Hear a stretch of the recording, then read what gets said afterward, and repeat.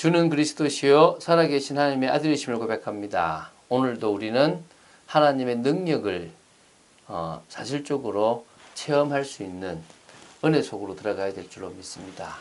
이 고백을 가장 시작 또 중요한 순간에 고백한다면 하나님은 우리의 고백을 들으시고 참응답을 허락하실 줄로 믿습니다. 그 응답 속에 있는 여러분 되시기를 예수님의 이름으로 축원드립니다. 오늘은 마태복음 19장 13절부터 15절 딱 3절밖에 안 됩니다. 짧습니다.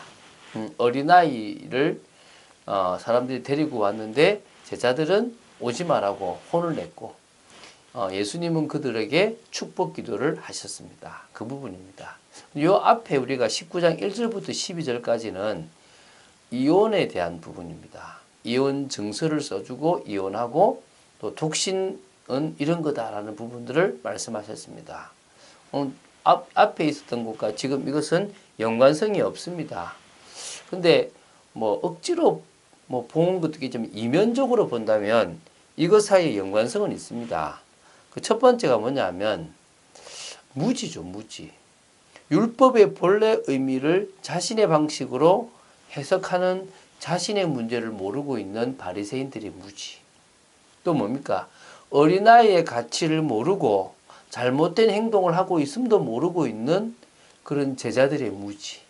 이것은요, 연결되어지는 겁니다. 또 하나는 결혼이란 것은 하나님께서 직접 제정하신 아주 귀하고 성스러운 제도입니다.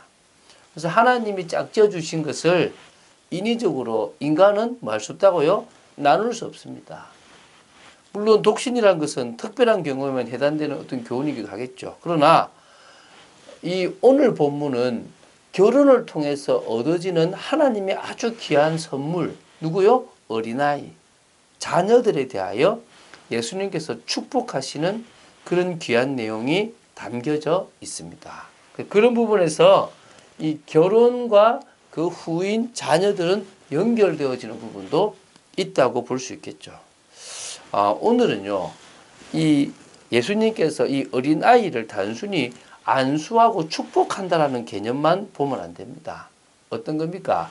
천국이 이런 사람들의 것. 다시 말하면 우리가 천국에 들어가려면 어린아이와 같은 신앙을 가지지 않으면 안 된다는 겁니다. 그래서 요거 다음에 이어질 게 뭐냐면 영생에 관한 한 부자 청년 부자 관원인데요. 그것과 연결되어지는 부분도 있기 때문에 오늘 요 3절을 통하여서도 중요한 것들을 보고 나가야 될 줄로 믿습니다. 그냥 오늘은 나의 신앙이 어린아이와 같은 그대로 받아들이고 그대로 믿는 신앙이 되어야 되겠다라는 그런 결단의 시간이 되시기 바랍니다. 그때의 사람들이 예수께서 안수하고 기도해 주심을 바라고 어린아이들을 데리고 오매 제자들이 꾸짖거늘.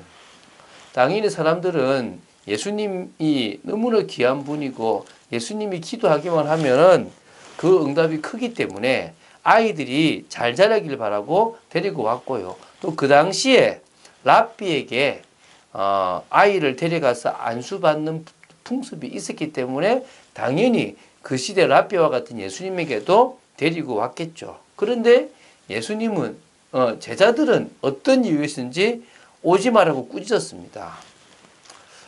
이거는 어린아이를 경시하는 그들의 마음이라고 볼 수도 있겠고요.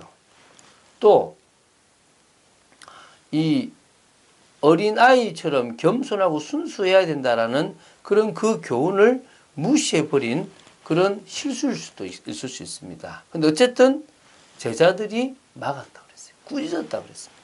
근데 이때 이제 14절에 예수께서 이르시되 어린아이들을 용납하고 내게 오는 것을 금하지 말라.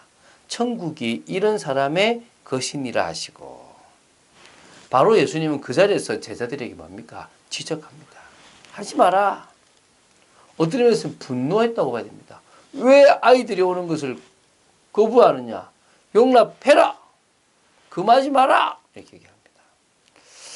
이거는요, 이런 양 한 마리를 찾아 헤매는 그 목자의 심정을 가지고 계신 겁니다.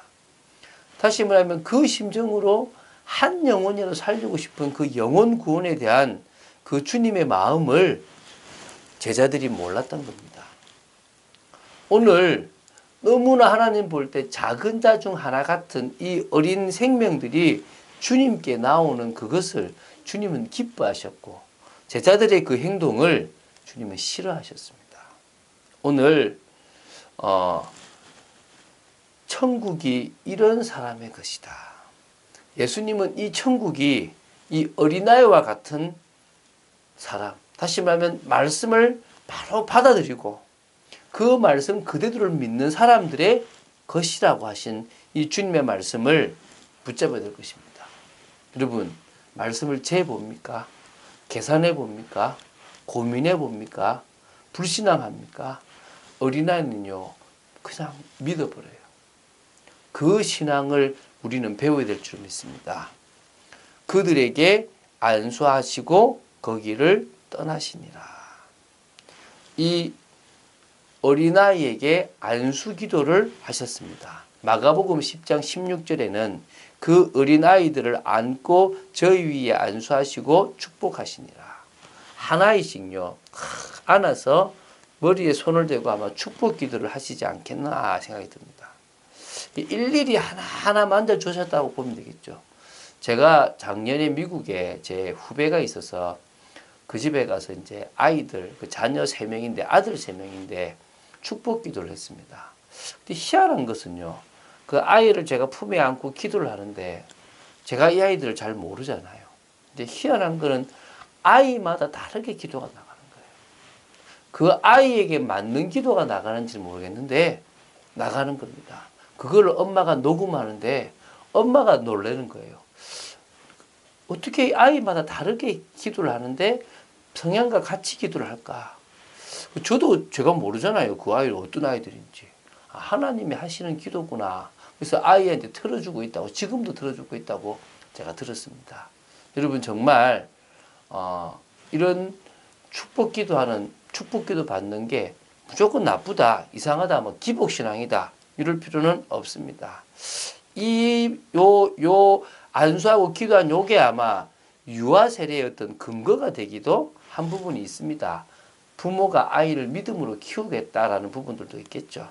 오늘 우리에게 하나가 있어야 됩니다. 뭡니까? 어린아이와 같은 믿음. 또 우리가 그 아이를 한 명 한 명을 귀하게 여기고 축복 기도해 줄 수 있는 그런 정말 믿음 있어야 될 줄로 믿습니다.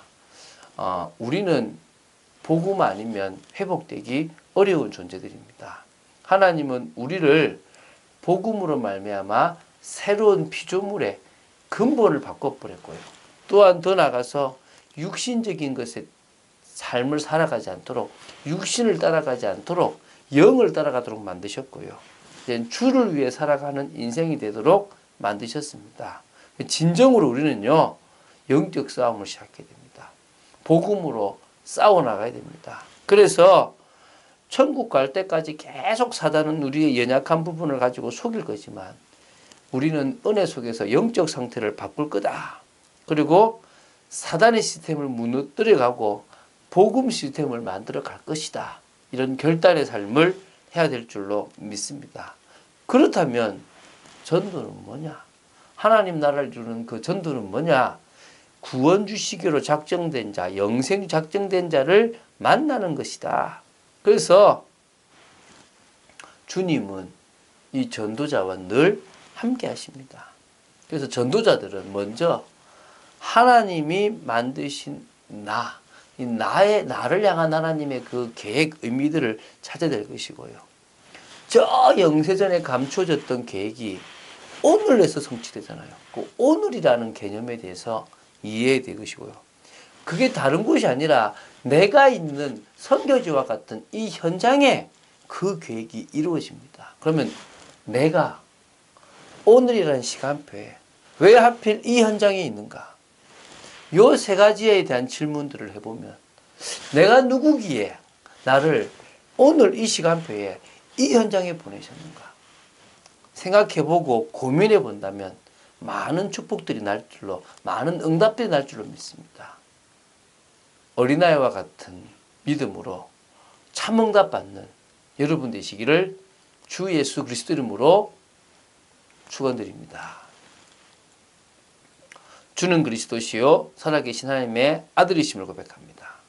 진정으로 제자들이 주님의 마음을 모르고 살아갔습니다. 저희들도 주님의 마음을 모르고 살아가고 신앙생활 할 때가 많음을 고백합니다. 주여 저희들을 돌이켜 주옵소서. 저희들이 어린아이와 같은 믿음으로 서 있게 하여 주시옵시고 우리 현장에 어린아이와 같은 작은 자 중에서 한 사람이라도 낙심치 않고 그들을 향하여 기도하고 그들을 살리는 전도자의 인생이 되도록 지켜 주시옵소서. 오늘 하루의 삶도 지키실 줄로 믿습니다. 주 예수 그리스도 이름으로 기도드립니다. 아멘.